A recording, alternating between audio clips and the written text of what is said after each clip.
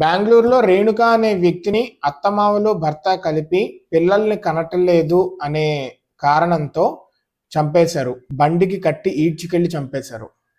అయితే ఇదంతా ఒక యాక్సిడెంట్ కింద చిత్రీకరించడానికి ట్రై చేశారు. కానీ ఇంట్రాగేషన్లో తేలింది. రేణుక గుడికెళ్ళింది. గుడి నుంచి వస్తూ వాళ్ళ మామగారు, వాళ్ళ అత్తగారు, ఈమె ముగ్గురు బండి మీద వస్తున్నారు. బండిలోంచి కిందకు తోసేస్తే చావలేదు, బతికే ఉంది. దాంతో ఆమె చీరతో బండికి కట్టేసి ఈడ్చుకెళ్తా 120 మీటర్ల దాకా ఈడ్చుకెళ్ళి చంపేశారు.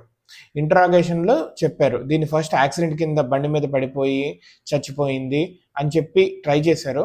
కానీ కొన్ని క్వశ్చన్స్ అడగంగా వాళ్ళ మామగారు మొత్తం చెప్పాల్సి వచ్చింది బయటికి. ఈమె పిల్లల్ని కనలేకపోతుంది అనే కారణంతో ఎప్పటి నుంచో ఇంట్లో హింసిస్తూ ఉన్నారు. అదేవిధంగా వరకట్నం గురించి కూడా హింసిస్తూ ఉన్నారు. వాళ్ళ భర్తకి వేరే ఆవిడతో పెళ్ళైంది, రెండో పెళ్ళైంది, ఆమె ప్రెగ్నెంట్.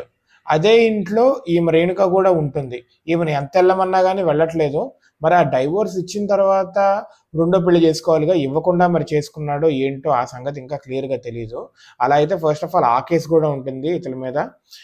సో వెళ్ళకపోవటంతో, అదే ఇంట్లో ఉండటంతో, దానితోడు వరకట్నం అడిగారు, అవి కూడా తేకపోవటంతో చంపేద్దామని ప్లాన్ చేసి ఇలా చంపేశారు. ఈ రోజుల్లో కూడా ఇంకా ఈ కారణాలు, పిల్లల్ని కనలేకపోతున్నారు, వరకట్నం అని చెప్పి చచ్చిపోవటాలు ఇవన్నీ జరుగుతున్నాయా? బాగా చదువుకుంటున్నారు అబ్బాయిలు, అమ్మాయిలు, పేరెంట్స్కి కూడా తెలిసి వస్తుంది.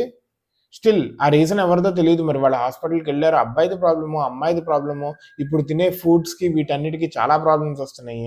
అసలు ఇట్లాంటి వాటిని సహించకూడదు సమాజం. ఒకవేళ మీరు గనక ఎక్కడైనా ఐడెంటిఫై చేసినా కానీ, ఇలా వరకట్నం రిలేటెడ్ కానీ, ఇలా గొడ్రాలు అని చెప్పి వేధించడం కానీ, ఇంట్లో ఇలాంటి ఎక్కడైనా చూసినా కానీ మీ రెస్పెక్టివ్ పోలీస్ స్టేషన్స్లో మీరు చెప్పండి.